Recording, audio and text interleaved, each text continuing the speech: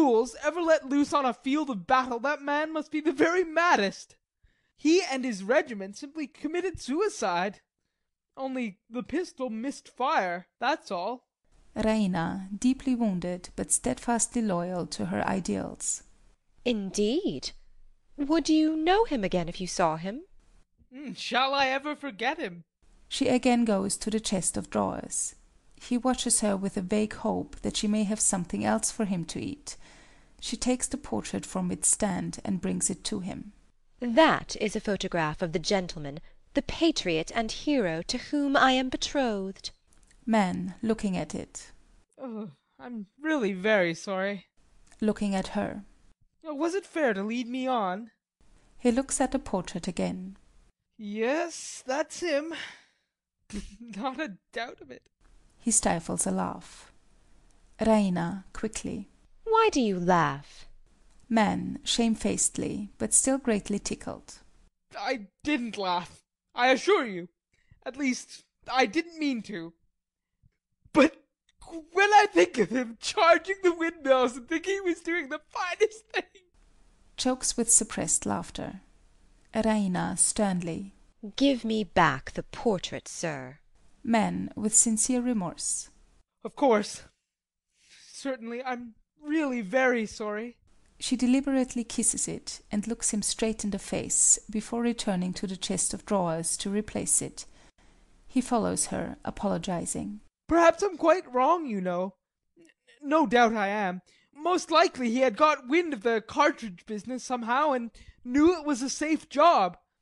That is to say, he was a pretender and a coward. You did not dare say that before. Man, with a comic gesture of despair. It's no use, dear lady. I can't make you see it from the professional point of view.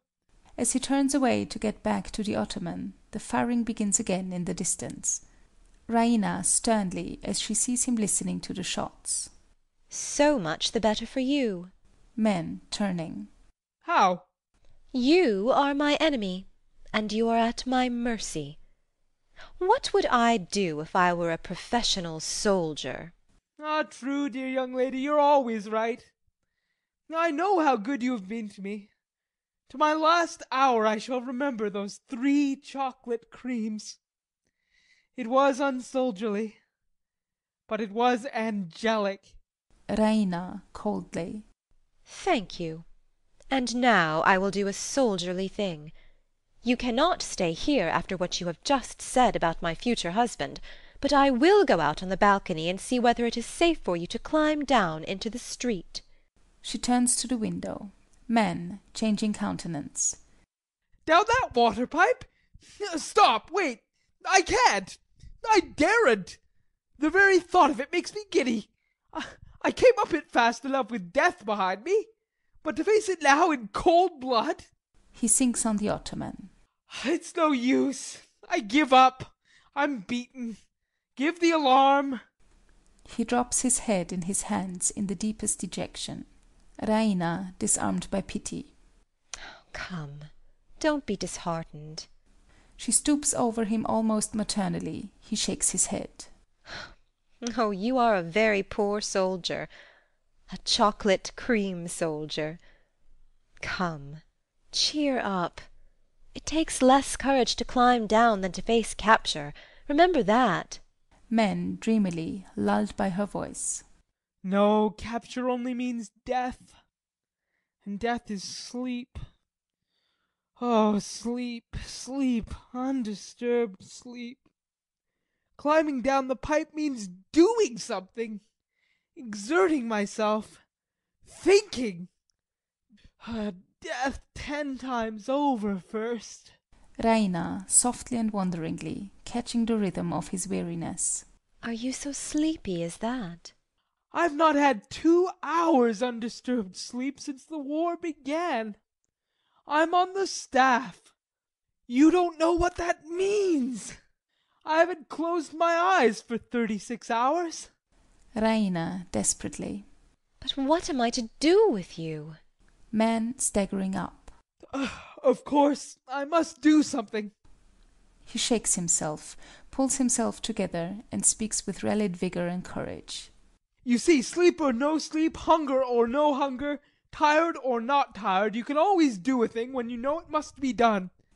Well, that pipe must be got down. He hits himself on the chest and adds, Do you hear that, you chocolate cream soldier? He turns to the window. Raina, anxiously. But if you fall? I shall sleep as if the stones were a feather bed. Goodbye. He makes boldly for the window, and his hand is on the shutter when there is a terrible burst of firing in the street beneath. Raina, rushing to him. Stop!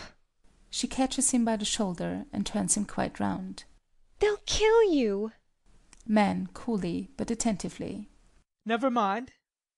This sort of thing is all in my day's work. I'm bound to take my chance. Decisively. Now do what I tell you. Put out the candles so that they shan't see the light when I open the shutters. And keep away from the window, whatever you do. If they see me, they're sure to have a shot at me. Raina, clinging to him.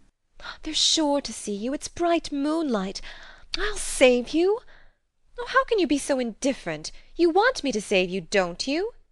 I really don't want to be troublesome. She shakes him in her impatience. I'm not indifferent, dear young lady, I assure you.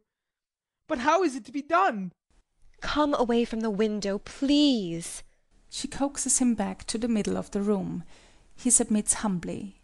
She releases him and addresses him patronizingly. Now listen. You must trust to our hospitality. You do not yet know in whose house you are. I am a Petkoff. What's that? Raina, rather indignantly. I mean that I belong to the family of the Petkoffs, the richest and best known in our country. Oh, yes, of course. I beg your pardon. The Petkoffs, to be sure. How stupid of me. Oh, you know you never heard of them until this minute. How can you stoop to pretend? Oh, forgive me, I'm too tired to think. And the change of subject was too much for me. Don't scold me. Oh, I forgot. It might make you cry. He nods, quite seriously. She pouts and then resumes her patronizing tone. I must tell you that my father holds the highest command of any Bulgarian in our army. He is, Proudly. a major. Man pretending to be deeply impressed. A major. Bless me. Think of that. You showed great ignorance in thinking that it was necessary to climb up to the balcony, because ours is the only private house that has 2 rows of windows. There is a flight of stairs inside to get up and down by.